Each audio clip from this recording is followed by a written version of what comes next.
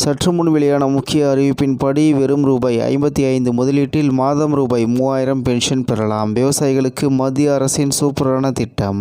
செய்தியை முழுமையாக கேட்கறதுக்கு முன்னாடி நம்ம சேனலை சப்ஸ்கிரைப் பண்ணலாம். சப்ஸ்கிரைப் பண்ணிக்கோங்க. மறக்காம பெல் பட்டனை கிளிக் பண்ணிக்கோங்க. அப்பதான் நம்மளுடைய அப்டேட்டட் நியூஸ் உங்களுக்கு உடனுக்குடன் வந்து சேரும். இந்தியாவில் விவசாயிகளுக்காக மத்திய அரசு சார்பில் செயல்படுத்தப்பட்டு வரும் திட்டம்தான் பிரதான் மந்திரி கிசான் மான்தன் யோஜனா.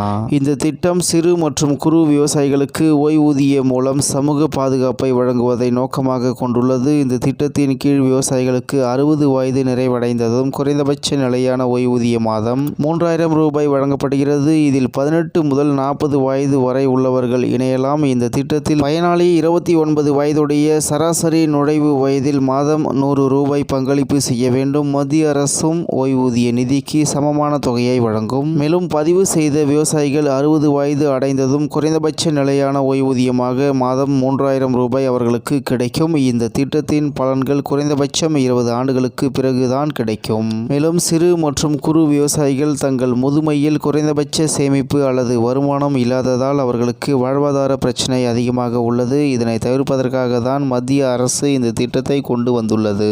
மேலும் இந்த திட்டத்தில் மாதம் ₹55 முதல் ₹200 பிரீமியம் செலுத்த வேண்டும். ஒருவேளை விவசாயி மரணமடைந்தால் அவருடைய மனைவிக்கு ₹1500 மாத பென்ஷனாக கிடைக்கும்.